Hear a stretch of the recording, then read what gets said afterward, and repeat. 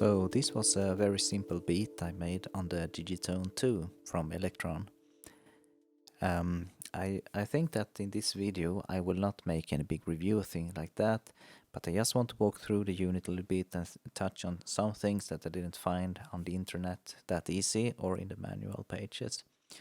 So first of all, you might wonder why I got this machine. This is my first Elektron, and I've been late in the years I was thinking about Elektron from the model mono machine, but that was so much time and I forgot that one, and I never bought it anyway.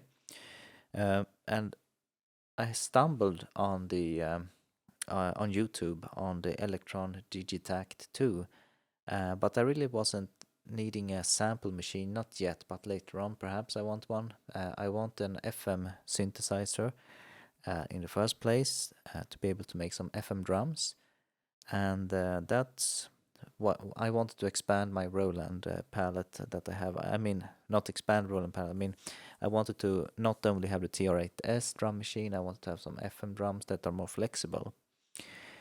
So first of all, my big concern were because I'm not always using this sequencing. Sequencing is fun, but I'm not always that much into this. I'm using Cubase and I want to control this over to Cubase, and my big concern was that can I use like all these 16 multitimbrality on Cubase on a MIDI track each, and in the manual I only found that I could use 8 of them as how I interpret the manual, but I was interpreting it wrong perhaps, because it's fortunately as good as I would hope it to be.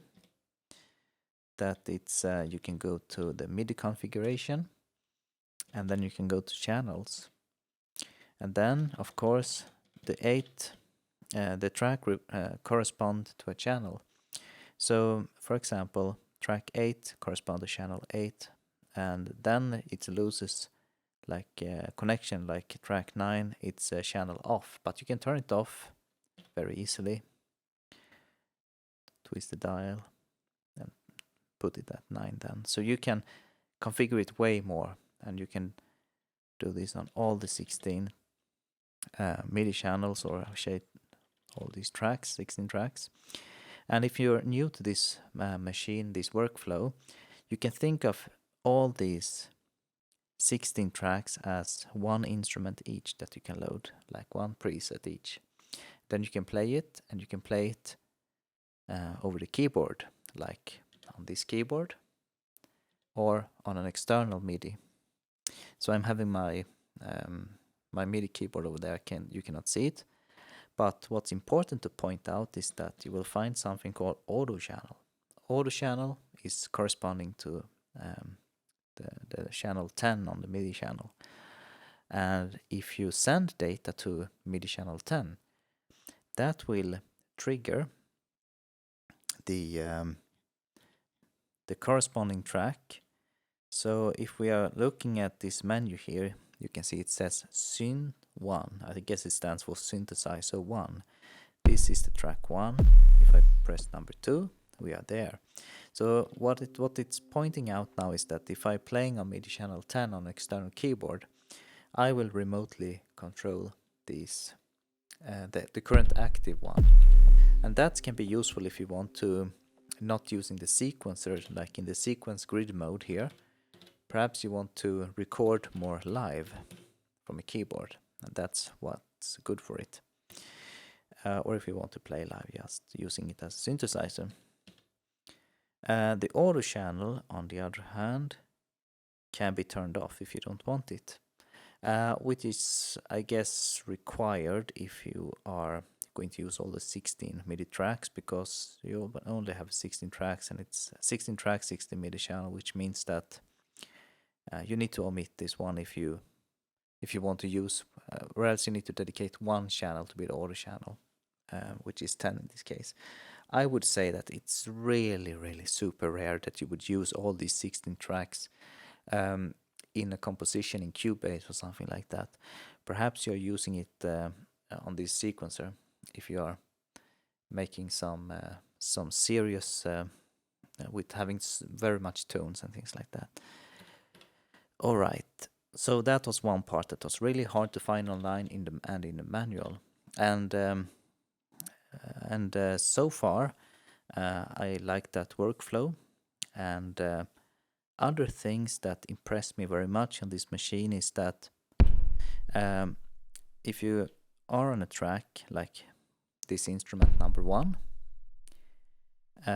you can go to the synth page, and if you press hold function, press synth again, you will be able to select between 4 different tone generators, we can call them. So one is FM tone, one is FM drum, and FM drum is as it sounds, for making FM drums synthesis. You have wave tone, swarmer. I'm going to confess that I haven't explored more than the FM drums because that's really what I wanted this unit for. But I've been listening to presets on this machine that been created on with different engines, and I have to say that I'm impressed over this machine. I mean, you can do so much with it. It has 16 voices, as I know, and that basically means that we can have a lot of drums. Like imagine if you have like 5 drum parts and the rest are synthesizers, or 8, or synth drum, and then set up like 8 synthesizer parts. I mean, that's more than enough to make a good composition with. So another thing that really fascinates me over the workflow is that when I talked about the Midi channel, the configuration here, what I expected was that they are of course globally saved on the machine and will be like, no, that's not how it was. It was better. They are per project, which means that if I have a channel set up for one project, I can have another channel set up for the other project. I mean, speak about workflow. That's really logic and how it should be made. So I cannot say thank Elektron enough for having this type of implementation made, and it's so good made. And I think that you can have so many audio examples out there. So I'm going to talk about a little bit more about things that surprised me. You might have heard that this unit has a plus drive, and on the plus drive you have different presets. And these ones, we can go to the manage. I think this will be visible here. If we're in the manage menu, I know that my screen isn't that easy to see here, but where I have my finger position right now, there should be like a padlock or something like that, which means that these are write protected. So that feels very safe. And if you want to preview one, hold function, press yes. Super easy. If you're feeling that you want to browse this menu, you can turn this one, or you can walk the menu with these ones, press and hold.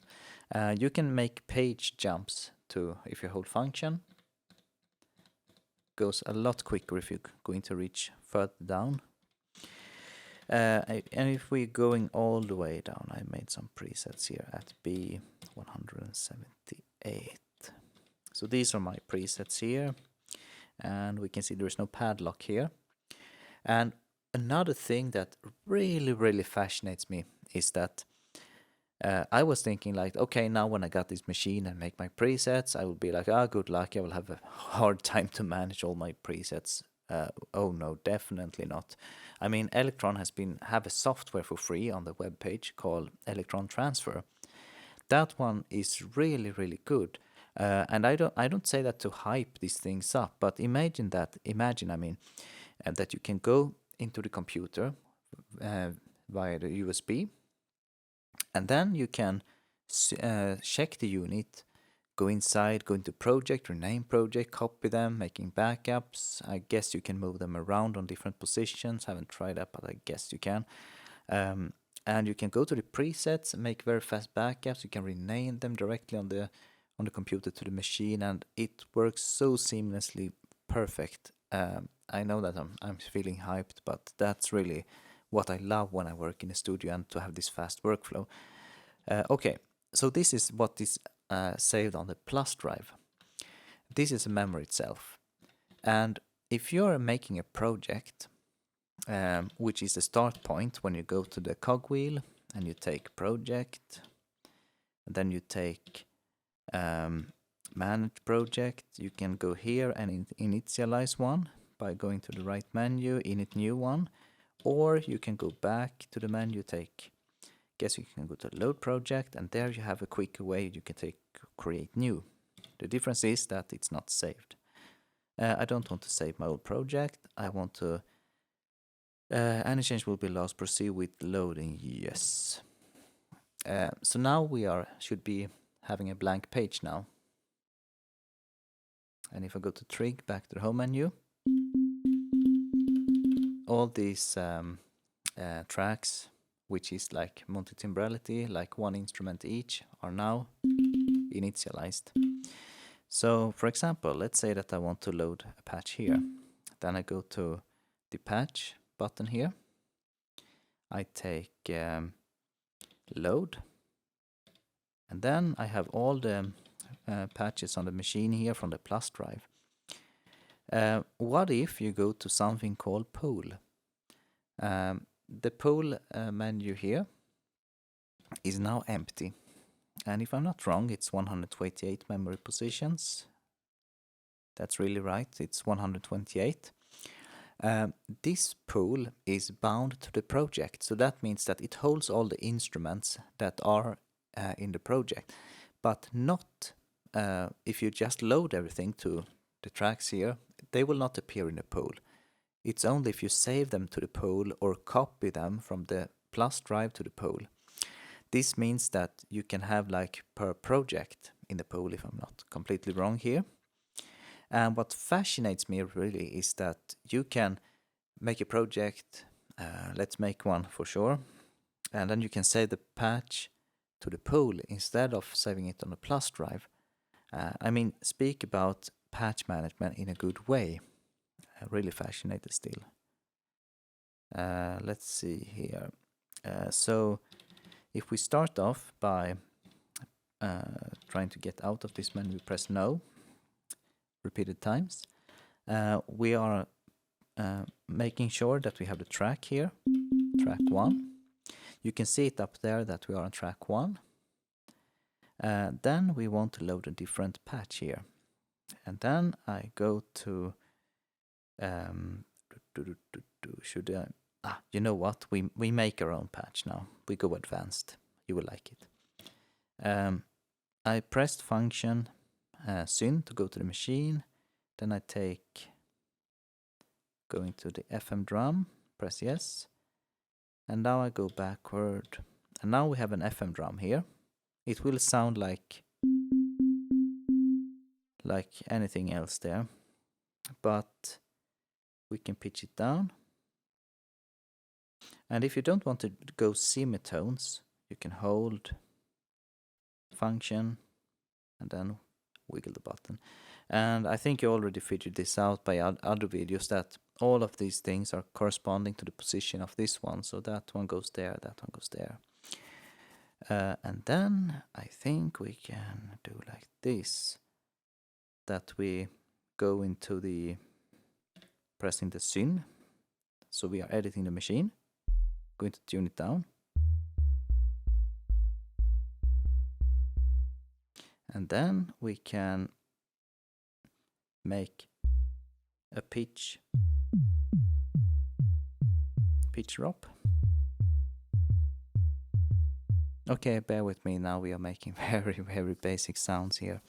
But if I want to save this sound into an audio pool and not on the S drive, then I can go to the patch management there, and then I can take pool, and then in the pool I guess I should be able to press right or left, don't remember which one. Yes, it was the right one. Then we enter a menu. I'm not sure if you can see what's up there, but it says save to here. If I save to here, yes, I can call it preset 1. If you want to, there's a fun function that if you press the cogwheel, you can randomize a name. So let's call it 7th thunk then. Yes. And here you can select what category it is. Let's say that it's a kick, or you can tag it with other things like chord, evolving, and things like that. But it's a kick in our what we define it as. And it says over there kick and the name and the position. And this is in the audio pole. So we saved it there.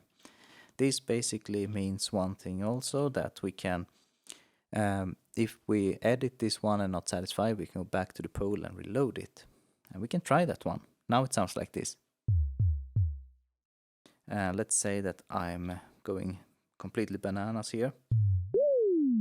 And I think I didn't like that one. I can go back to the patch management, pool, yes. And I think if I go to the right menu, I should be able to take load to track. Yes. Now, we are back to how it sounded before. So remember, this one should be saved to the project. So when I save this project, the pole will be linked, saved in the project. So that will be contained over there.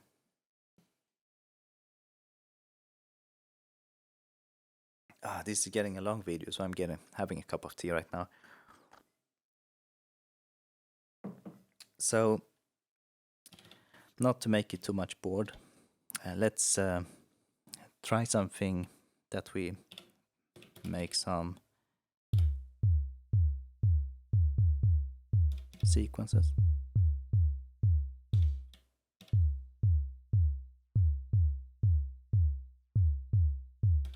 Okay, so you saw how easy it was. I didn't say what I did, sorry for that. But when I'm on a track 1, when I press this, it previews what plays the preset. But if you press record once, you enter the step editor mode. And then you can enable, disable. If you want, you can go to the trig over here, and then you enter this menu. Let's say you want to change the velocity on specific ones. It's very easy, just hold and then turn the knob. It's on the 2nd position for the velocity, and I can reduce it a bit. And I can keep it like that on that one. Hold, press and hold, and make my value changes. All right.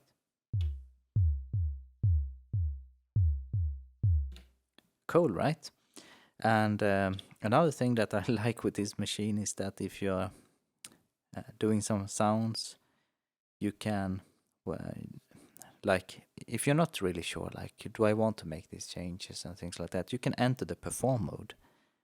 This preset patch button has, you see a text under it stands perform, and this is accessed by holding a function, pressing this one. Now we are in perform mode. What this means is that if we are changing these parameters over here, they are only for while we're on the perform mode. And if we do the same thing, function and this, we will go back to the normal mode. So let's say that I add some reverb, some delay, I go completely bananas here.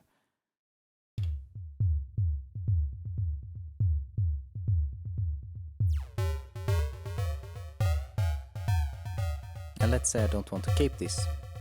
I hold function, press perform. What's good with this is that if you are playing live, you can enter the performance mode, doing things that you would like to do, and then you can just revert it very easy by pressing this, doing things, pressing this, going back to normal. I'm not sure if, let me try this before, I'm still learning this machine, let me try this before I say anything. I want to be able to make more changes like on the step sequence and then go back. I guess it was like function, yes, saved to temp area. It means it's saved as a temporary area. Let's say that I make a very weird beat here. I should be able to reload back by holding function and pressing no, because if you read under yes and no, it says save and reload. Let's try. It worked.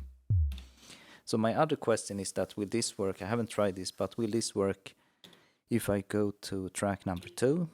And then I need to go out from the record mode, else I'm adding steps. Let's take number 2. We can load the patch here so it doesn't sound so boring. Let's go to the track. We load. And this is a nice, look at this. If you go to the left menu, you can filter, press yes. You can take hi-hat.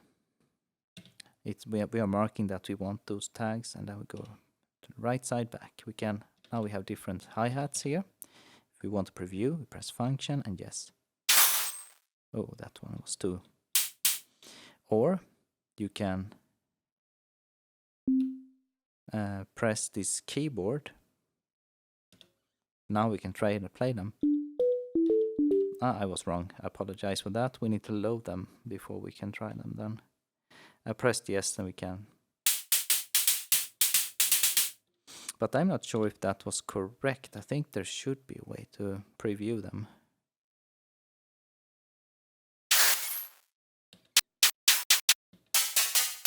Okay. The reason why I didn't preview was that I needed to, when you're in keyboard mode, perhaps it's a bug. I don't think it's a bug. It's more like a condition that needs to be triggered in the program code. And you just need to move it one step in the beginning when entering this one, I guess. And then you can play them like that. Okay. I want to have this one will do the trick. I press yes, and it's loaded into the number 2. Pushing this one to go back to the normal mode. And however, let's do some recording here.